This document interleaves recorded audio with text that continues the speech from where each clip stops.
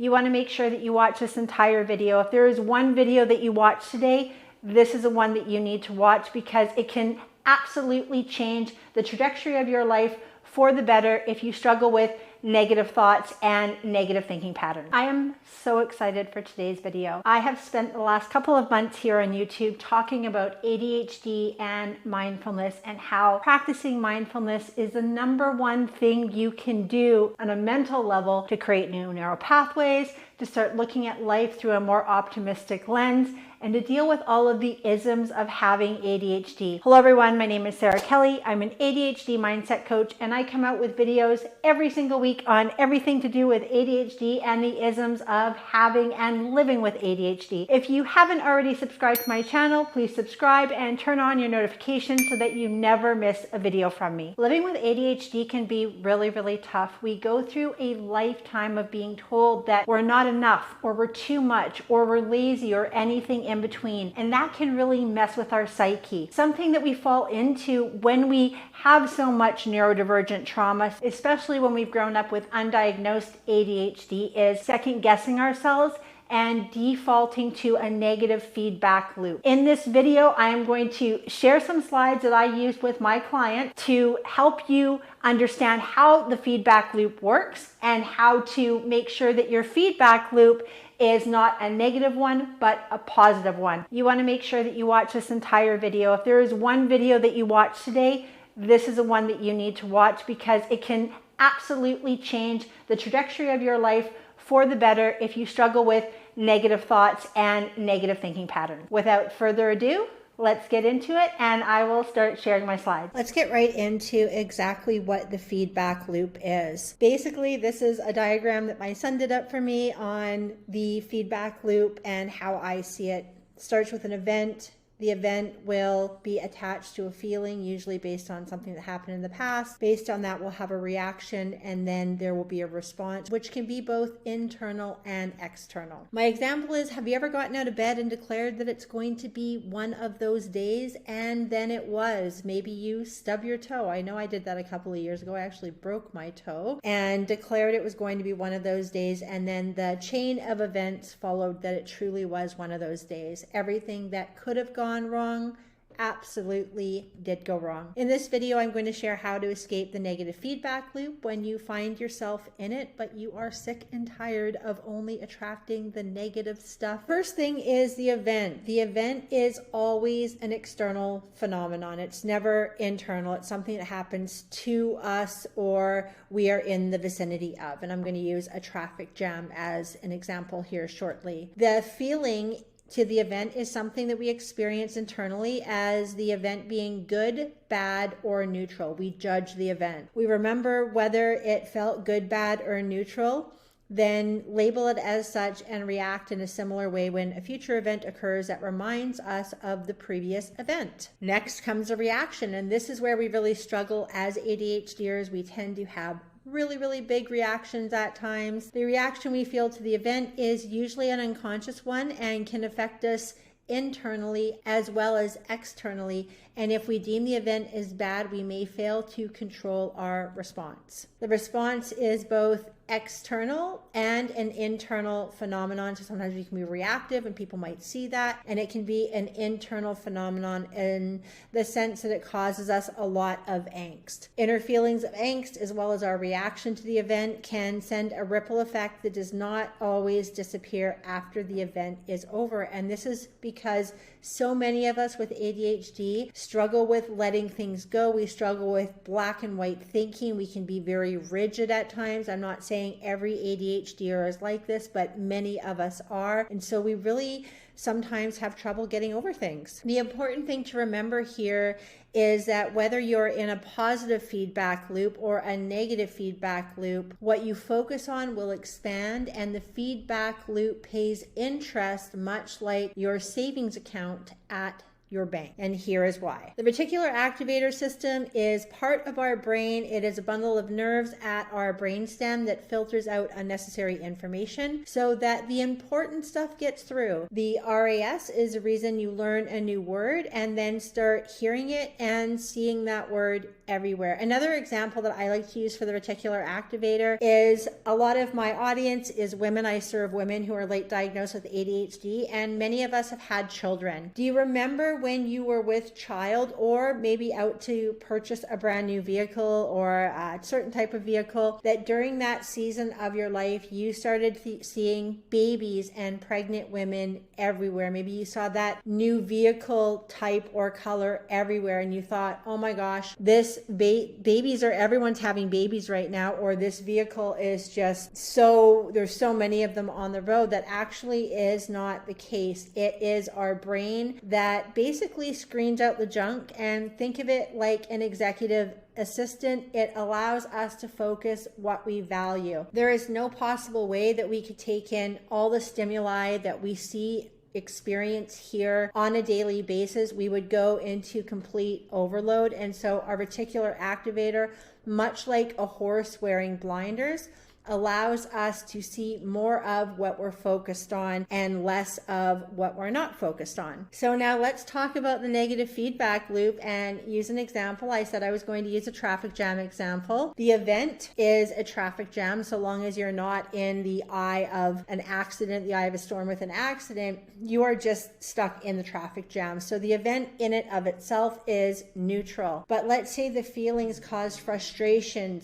impatience, and anger, because maybe as ADHDers, we struggle with time blindness. Maybe we are late more often than not, and we know that we struggle with planning. We have poor planning skills, or at least that's how we perceive that within ourselves. And so the feelings are just like angst, just anger, impatience, and wishing that we could get to our destination. So that's the feeling.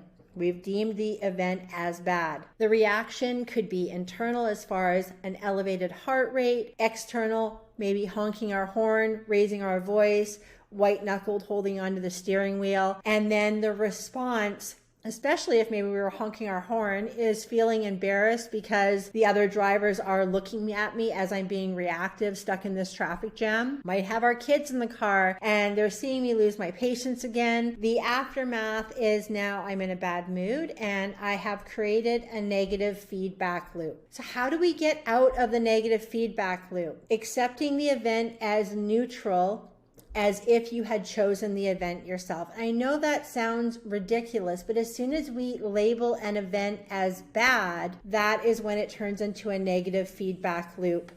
If we can label the event as neutral or even good in some cases, then that is creating a positive feedback loop. A traffic jam is a neutral event. It is the feelings we attach to it that make us deem the traffic jam as good or bad. And so how could we turn that traffic jam situation into a positive feedback loop instead of a negative feedback loop? Well, if we're stuck in it anyway and we have our kids in the backseat of the car, we could play I Spy with them. Or if your kids are a little bit older and are teenagers, what a great opportunity to see how they're doing. They're stuck in a car with you. Oh my gosh, when I can trap my kids in a vehicle with me, they're both grown now, that is a lottery win for me. Maybe I'm going to listen to my favorite podcast, call a friend, jam out to my favorite song. I'm taking this neutral event, and instead of judging it as bad, I'm judging it as an opportunity to do something that maybe I wouldn't have had time to do anyway. And that doesn't mean that if you're stuck in a traffic jam, you can't call whoever you're supposed to meet and say, hey, sorry, I'm running a few minutes late. You can absolutely be proactive that way. Here's where exercising the power of the pause can truly be your BFF and potentially alleviate internal angst as well as external consequences like honking your horn and being reactive and then being embarrassed. And what the power of the pause is simply stopping and thinking about how you want to react instead of reacting on impulse. As ADHDers, we do struggle with impulsivity, and so forcing ourselves to stop when we start feeling ourselves getting a little bit reactive can absolutely be your best friend. And I have a video linked below in the description all about emotional dysregulation and rejection sensitivity dysphoria if you are an ADHDer and you struggle with big feelings. Now, while you're exercising the power of the pause, some questions you can ask yourself before reacting is, will my reaction rectify the event that is happening? Now, if a bear is chasing you, reacting and running away absolutely is going to save your life. That is a time when you want to be very reactive. But in the event of a traffic jam, being reactive in a negative way or getting upset really isn't going to get you out of that traffic jam any quicker. Number 2, will my reaction have any negative consequences? Part of our executive dysfunction is we don't always see the consequences of our actions unless we are practicing being more mindful. So thinking about your reaction and the aftermath of how that will make you feel can really stop us in our tracks. Number 3, will acting on my feelings be reactive or proactive? Again, if a bear is chasing you, it's absolutely proactive to run away, to scream, to, defend yourself. In a traffic jam example, being reactive is not going to help you get out of that situation quicker. Number 4, is this event something that'll pass on its own, or do I need to do something to come out on the other side in a better situation? Again, the bear example versus the traffic jam example really does answer its own question. And then finally, have I analyzed the situation and all of my options before reacting? So this is what you can do when you are practicing mindfulness. You start feeling yourself getting a little bit more emotionally dysregulated. Stop and start asking yourself some of these questions can really change the trajectory of how many situations will play out. And it absolutely is a way to start feeding that positive feedback loop bank account. If you continue to have things happen in your life that you do not like, it is because those are the things you are focusing most of your attention on, the things that aren't working. This negative feedback loop pays you with interest, and also the positive one does. And this is where the reticular activator really comes into play. If when we are late in a situation, we're like, oh, this always happens, and we're just noticing the bad things and the negative aspects of any situation, then that's what we're going to notice more than the green lights that we go through. If we focus on the red lights that we're stopped at, and that's the only time we take a conscious inventory of things, we're going to miss all of the green lights that we go through. That is the essence of the reticular activator system. And for anybody who really wants to expand on the reticular activator system, I have a video all about Lucky Girl Syndrome linked below to this video as well. You can check that out after you finish watching this. And so the negative feedback loop, here are just some examples. Remember, there is an event. It's always an external phenomenon. The feeling is we label the event as good, bad, or neutral. Based on the feeling, we have a reaction and then a response or a consequence. So some of the negative feedback loop, situations that could come up are us being negative, us being frustrated, conflict within ourselves or others, us being reactive, us being quick to anger, self-judgment. This is huge with ADHDers. We tend to beat ourselves up a ton. Regret and disappointment. If you want to escape the negative feedback loop, then you need to start a new bank account and realize that it's going to take some time to build. Don't let this discourage you. It'll just take patience to fill up your positive feedback loop bank account. And my example for that is six-pack abs and big biceps, or whatever kind of physique that, health conscious people are striving for.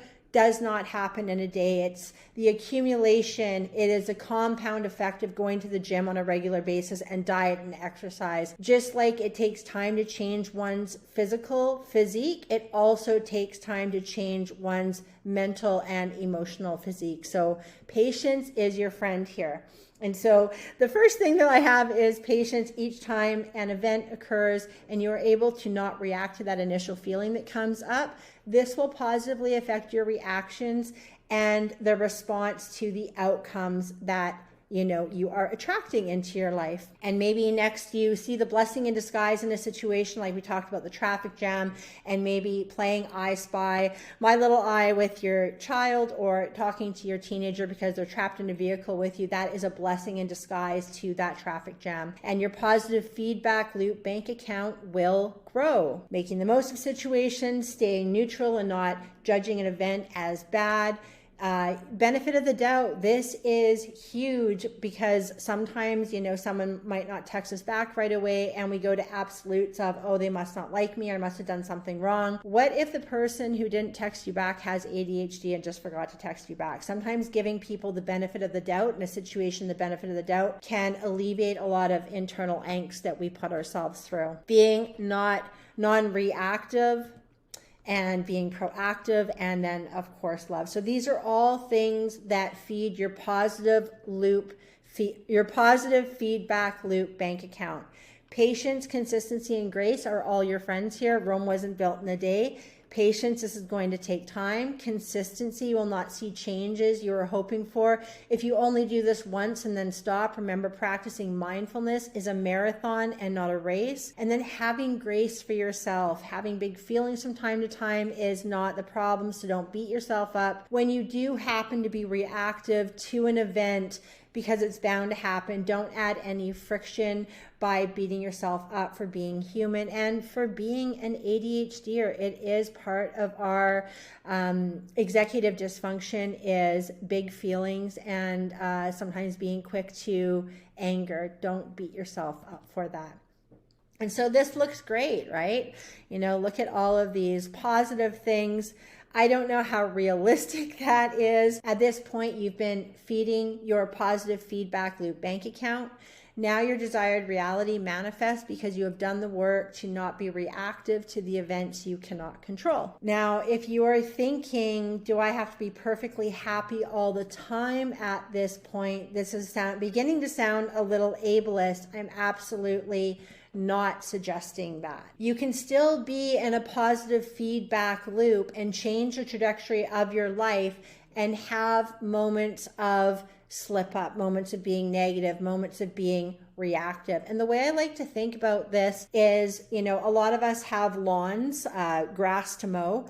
And the healthier our grass is, the more we water it, the more we fertilize it, the more the grass grows and the less the weeds come through. So think about that like the benefit of the doubt, blessing in disguise, making the most of an event, staying neutral. Yes, little negative dandelions and reactive thistles might come up from time to time, but because you are really moving that needle in the right direction, start looking at things through a more positive lens, those thistles, when they come up, are going to be very easy to remove, and you're not going to get as easily stuck into these negative feedback loops as maybe you once did, if that's something you struggle with. And so if you notice in the last slide that stumbling is part of the human experience, positive reactions far outweigh the bad. You're ahead when the needle remains pointed in the right direction. I hope that you can see that. It is perfectly okay to stumble. Remember, we are striving for progress over perfection. Let me ask you, please answer in the comments based on this video, based on your own experience, what can you do today to start feeding your positive feedback loop bank account? If you enjoyed this video and you would like more tips like this, I have a complimentary masterclass linked below in the description that goes over the 5 pillars to creating lasting change when you have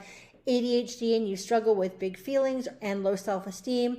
All you need to do to sign up to the masterclass is put in your first name and your email, and you'll be sent to a secured page where you can watch a pre-recorded masterclass. Thank you so much for watching this video. I really enjoyed making it. Please leave in the comments what you're going to apply today, right now, to escape the negative feedback loop.